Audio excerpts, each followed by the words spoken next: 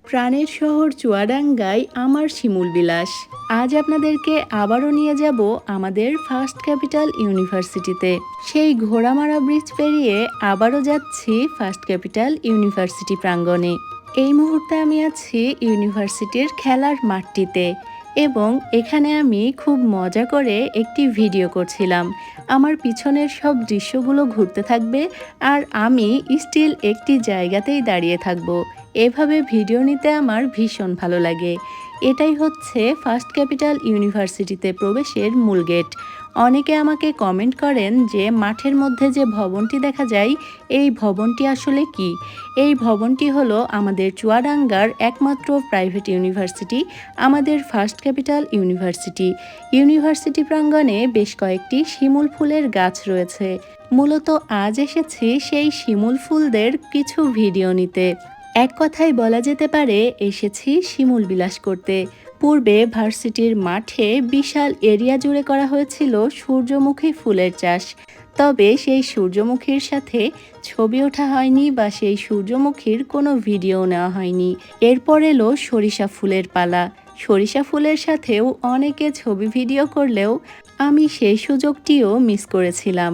এরপর এলো শিমুল ফুলের পালা। শিমুল ফুলও এখন প্রায় শেষের দিকে, তাই ভাবলাম শেষ হয়ে যাওয়ার আগে অন্তত শিমুল ফুলের কিছু ভিডিও করে রাখি। যদিও ইউনিভার্সিটি প্রাঙ্গণে যে কটি শিমুল ফুলের গাছ রয়েছে সেই গাছগুলোর শিমুল ফুলও প্রায় সবটাই ঝরে গেছে। যে কটি অবশিষ্ট রয়েছে সে কটির সাথেই আমি একটু ভিডিও করছিলাম। শিমুল ফুল আমার ভীষণ ভালো লাগে, বিশেষ করে যখন পাতাহীন শিমুল গাছে শিমুল ফুলগুলো ফুটে থাকে দূর থেকে। সেই গাছটি দেখতে এতটাই ভালো লাগে যে মন্ত্রমুগ্ধের মতো আমি তাকিয়ে থাকি। এ পর্যায়ে ভিডিওটি দেখে আপনাদের মনে হতে পারে আমি যেন শিমুল গাছেই উঠে পড়েছি, তবে তা কিন্তু একেবারেই নয়। শিমুল গাছে এত পরিমাণ কাঁটা যেটা দেখেও কিন্তু বেশ ভয় লাগে। এই লাল লাল শিমুল ফুলগুলো এত বেশি সুন্দর, যদি এই গাছে কাঁটা না থাকতো তাহলে হয়তো ঝরে পড়ার আগেই এই ফুলগুলো সবাই মিলে ছিঁড়ে নিয়ে যেত। আমি যতটা সম্ভব কাছ থেকে ফুলগুলোর ভিডিও নেওয়ার চেষ্টা করছিলাম। প্রায় 1 ঘন্টা ধরে আমি শুধু এই ফুলগুলোরই ভিডিও করেছিলাম। ফুলগুলো যতই দেখছিলাম ততই ভালো লাগছিল।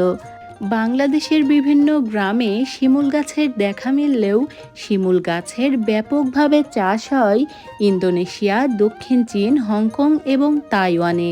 এই যে শিমুল ফুলগুলো আপনারা দেখতে পাচ্ছেন, এই শিমুল ফুলগুলো যেমন দৃষ্টিনন্দন, এই শিমুল ফুল গাছেরও কিন্তু রয়েছে বেশ কিছু গুণাগুণ।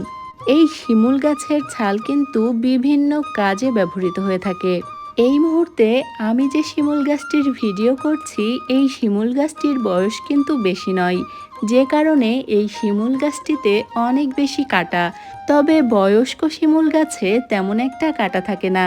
শীতের শেষে এই গাছের পাতা ঝরে যায়, ফাল্গুনে ফুল ফোটে এবং সেই ফুল থেকে হয় ফল। ফলটি মোচাকৃতি। চৈত্র বা বৈশাখ মাসে ফল ফেটে শিমুল তুলা বের হয়ে আসে। গ্রামের দিকে শিমুল তুলার রয়েছে বিশেষ কদর। শুধু গ্রামেই নয়, শহরের মানুষও এখন শিমুল তুলা ভীষণ পছন্দ করে। শিমুল তুলার তৈরি নরম লেপ বা বালিশ ব্যবহারে অনেকেই ভীষণ আগ্রহী। যাই হোক, শিমুল বিলাস করতে করতে এদিকে সূর্য অস্ত যাওয়ার পথে। শিমুল গাছের শাখার ফাঁকে উকি দিচ্ছে চাঁদ মামা। এবার আমাকে ফিরতে হবে আমার আপন ঠিকানায়। এ পর্যায়ে আমরা যাচ্ছি ঘোড়ামারা ব্রিজের কাছাকাছি। সেখান থেকে উপভোগ করব সূর্যাস্ত এবং তারপরই ফিরে যাব আমাদের আপন ঠিকানায়। প্রিয় শিমুল গাছটিকে এই মুহূর্তে বিদায় জানাচ্ছি। বিদায় জানিয়ে আমরা চলে যাচ্ছি ঘোড়ামারা ব্রিজের কাছাকাছি।